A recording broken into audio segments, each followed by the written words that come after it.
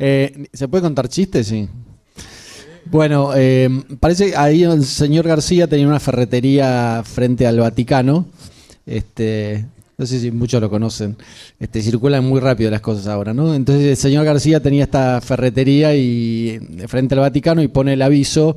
La primera publicidad que pone es el Cristo clavado en la cruz. Y dice: Clavos García, 2000 años de garantía. Entonces viene el obispo y le dice: mire, García, nos encanta, pero la verdad que no nos parece apropiado poner una imagen del Cristo crucificado para su ferretería. Está bien, le dice García.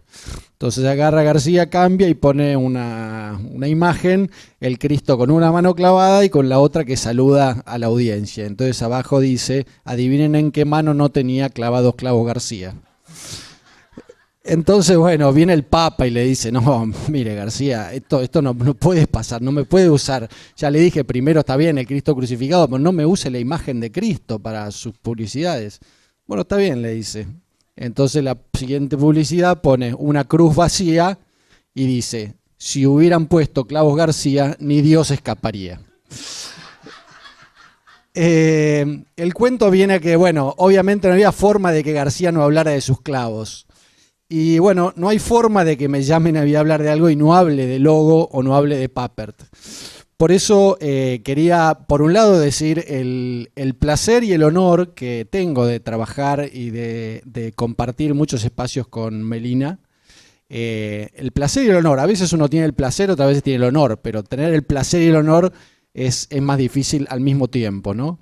Y también el acierto, por otro lado, de que se haya incluido a Papert en este documento. Creo que hay muchas caras conocidas de las que están acá, muchos. Si hoy hablamos de, no digo pensamiento tecnológico también, pero tecnología y TIC en educación, si no hubiera sido por Papert, probablemente no estaríamos hablando. Y me parece además singular esto, porque Papert murió hace muy poquito, hace menos de un mes, el 31 de julio.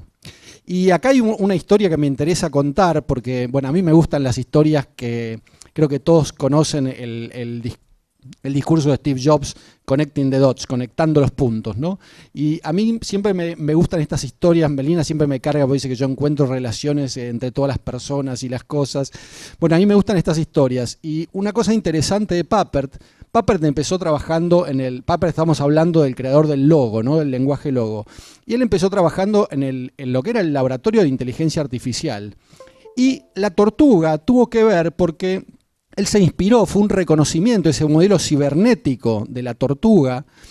O sea, antes de ser un lenguaje de programación, era una tortuga que tenía sensores y recibía órdenes y dibujaba con la panza, pero él lo hizo una tortuga en reconocimiento a William Grey Walter, que era uno de los primeros que experimentó con cibernética, un neurólogo, trabajó mucho en lo que era encefalografía, y él había creado un robot que era una tortuga. Acá viene algo interesante, y es que William Grey Walter, 7 años antes de su muerte, sufrió un accidente que lo dejó inválido y no pudo producir más nada. Y a los 7 años murió. Papert le sucedió exactamente lo mismo. Tuvo un accidente de auto, lo chocó una moto y durante 7 años no pudo producir más y a los 7 años murió. Y lo más interesante todavía es que Papert, el accidente que tuvo, fue en Hanoi, tratando de observar, fascinado por lo que era la conducta emergente.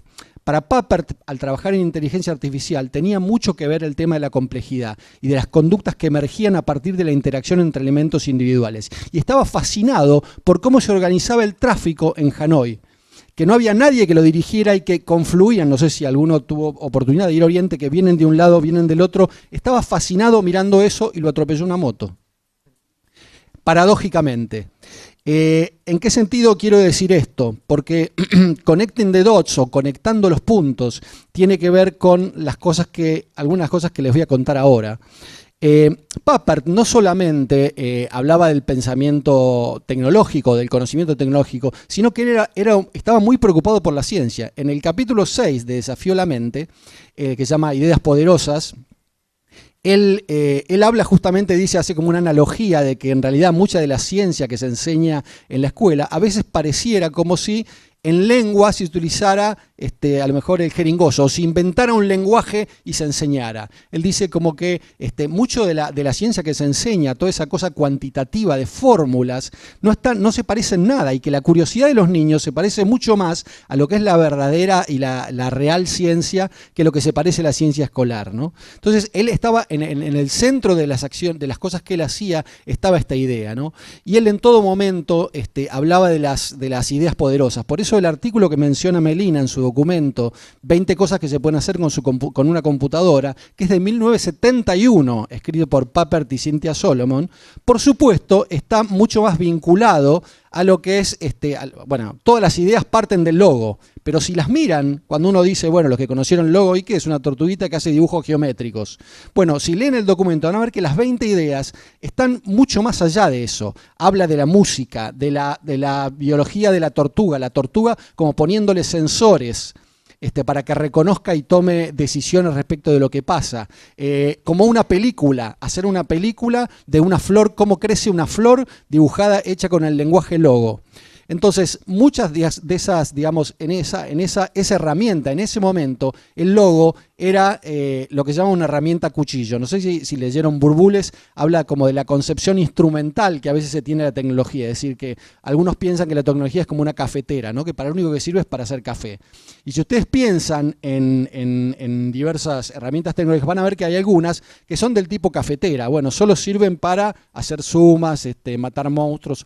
Otras solo tienen una analogía con el cuchillo, es decir, la cafetera y el cuchillo. Sirven para hacer muy diferentes cosas, como es el caso del logo. Y si bien esas 20 ideas, esas 20 cosas que se pueden hacer, tienen que ver con esta concepción del lenguaje logo, era porque en ese momento las herramientas que estaban disponibles eran esas. Pero muchas de las cosas que dice Papert son las mismas ideas, como dice el documento de Melina, que hoy seguimos tratando de dilucidar o de implementar, ¿sí? El tema de trabajar con el arte, con los videos, con el movimiento, con los sensores, la robótica. En ese sentido, si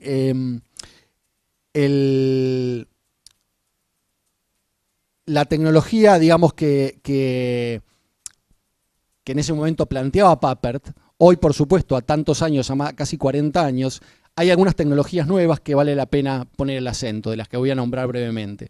Una tiene que ver con el Internet de las cosas, ¿sí? Esta posibilidad, por supuesto, Internet es una tecnología que en ese momento no estaba, la posibilidad de que ciertos dispositivos de la mano de como también mencionaba Melina, el tinkering, de la mano de la cultura maker, a partir de los avances en microelectrónica, de esta idea, y sobre todo, me parece a mí, muy vinculado con el movimiento del software libre y hardware libre, que me parece que han sido grandes impulsores de esta cultura maker, tengamos proyectos como, por ejemplo, hay un proyecto ahora que se llama el proyecto de la estación meteorológica computarizada de Raspberry Pi.